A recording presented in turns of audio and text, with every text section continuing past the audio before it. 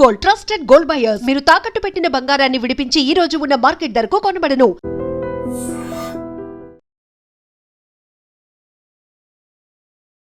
నమస్కారం, welcome to I dream. ధర్మ మార్గం విత్ విజిత కార్యక్రమానికి స్వాగతం.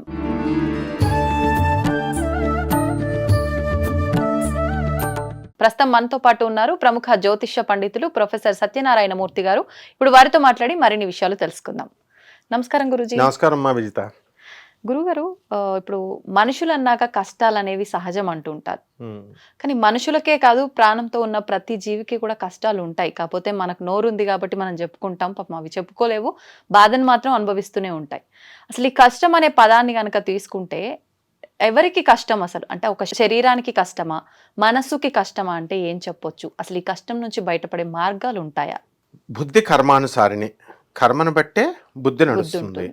అందువలన ఆ కర్మలు, చెడు కర్మలు మంచి కర్మలు అని రెండు ఉంటాయి. చెడు కర్మల వలన కష్టాలు, మంచి కర్మల వల్ల సుఖాలు వస్తాయని తెలుసు. ఈ రెండు అనుభవించాల్సింది శరీరమే. శరీరం ఒక్కటే అనుభవించాలా, లేకపోతే దాని కాంపోనెంట్స్, లోపల ఉన్నటువంటి కాంపోనెంట్స్, అసలు శరీరం దేంతో తయారయ్యింది అంటే పంచభూతాలు, అగ్ని, భూమి, నీరు, ఇది అందరికీ తెలిసిందే. దీని తర్వాత మనకి గుణాలు కూడా ఉంటాయి, 64 ప్రొపెన్సిటీస్ ఉంటాయి. అది సత్వగుణము, రజోగుణము, తమోగుణము, ఇది కూడా తెలిసిందే. తర్వాత మనస్సు ఉంటుంది. అందుకనే మనస్సు అనేటటువంటిది చాలా మెయిన్ రోలు. సో మనస్సు దాటిన తర్వాత ఆత్మ ఉంటుంది. ఇన్ని లెవెల్స్ అన్నమాట. ఇదంతా బాడీలో పార్ట్స్ మనకి. మనసు వేరు, ఆత్మ వేరు. 100%. ఆత్మ అంటే ఏంటంటే అది సపోజ్ ఇంధనం, మన బాడీని నడిపించే ఇంధనం, కార్లో పెట్రోల్ లాంటిది, ఫ్యూయల్.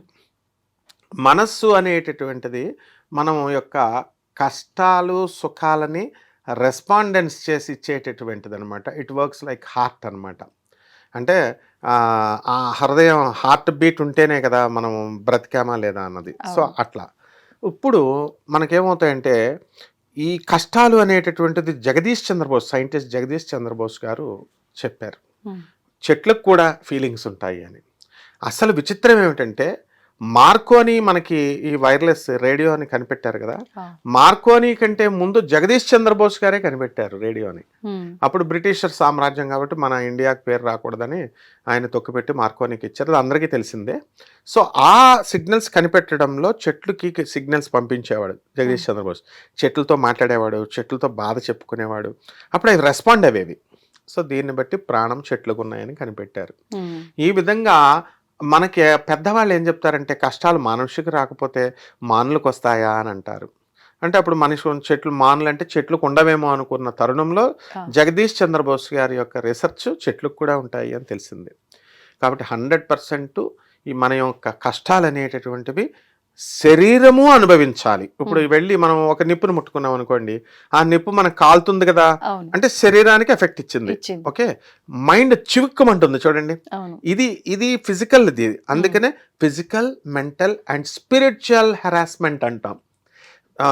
ఎప్పుడైనా సరే మనము 3 రకాల హెరాస్మెంట్లు, 3 రకాల పెయిన్స్. ఫిజికల్ అంటే ఫిజియోలాజికల్గా బాడీది, ఫైర్ కాలితే, దెబ్బ తగిలితే శరీరానికి మాత్రమే, మనసుకు తగలదు.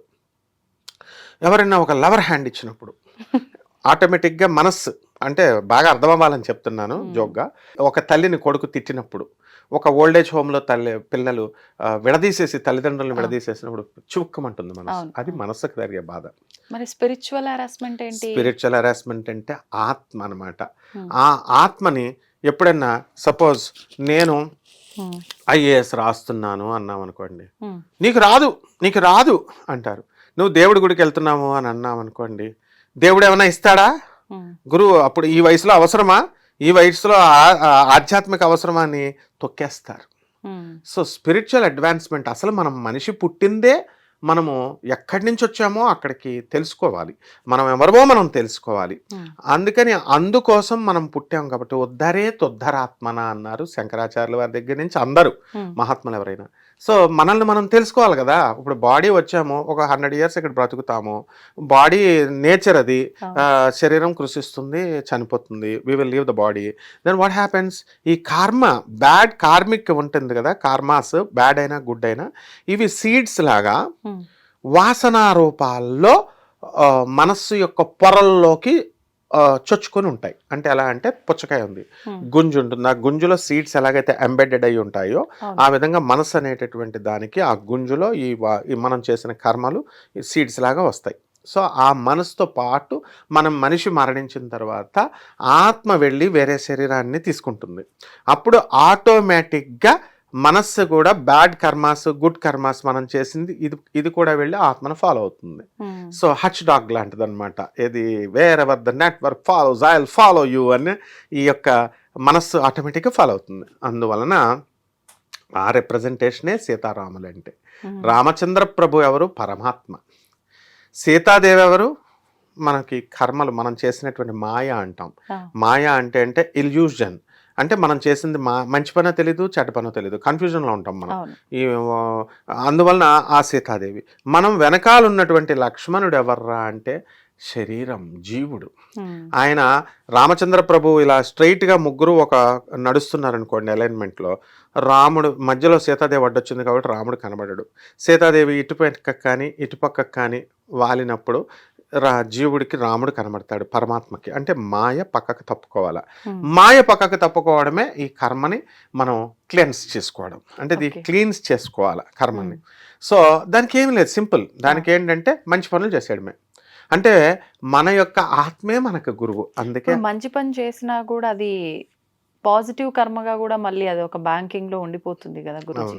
అంటే మంచి కర్మ చేస్తూ మనం ఎక్స్పెక్ట్ చేయకూడదు ఇంకా రిజల్ట్ని. సపోజ్ ఒక స్టూడెంట్ ఉన్నాడు, పేద పిల్లలు ఉన్నారు, వాళ్ళకి మనం బుక్స్ కొనిపెట్టేసి ఇచ్చేయాలా? We should forget. మళ్ళీ వాడు నాకు మళ్ళీ చదువుకున్న తర్వాత పెద్ద అయిన తర్వాత నాకు నేను రోడ్డు మీదకి వెళ్ళినప్పుడు వాడు నాకు సెల్యూట్ కొట్టాలి అని అనుకోకూడదు అనమాట. సో ఆ విధంగా మనము మంచి పనులు చేసేసేయాలా, వి షుడ్ నాట్ ఎక్స్పెక్ట్ ప్రతిఫలం ఆశించకూడదు. అప్పుడు ఆటోమేటిక్గా ఇది కన్వర్ట్ అయిపోతుంది. దీన్ని ఫిజిక్స్ చెప్తుంది కదా, law of conservation of energy transfer అవుతుంది ఒక ఫామ్ నుంచి ఇంకో ఫామ్లోకి. So bad karma can be changed into good karma, good karma can be changed into bad karma, and they can both be nullified. మొత్తం లేకుండా చేసుకోవచ్చు. ఈ దీని డ్యూటీ ఎవరంటే గురువు.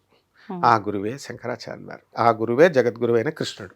కాబట్టి మనం ఏంటంటే వాళ్ళు చూసుకుంటారు, మన డ్యూటీ మనం స్కూల్లో పాఠాలు పుస్తకాలు ఇచ్చింది మనం చదివాలా, డౌట్స్ ఉంటే టీచర్ని అడగాలి, అంతవరకే.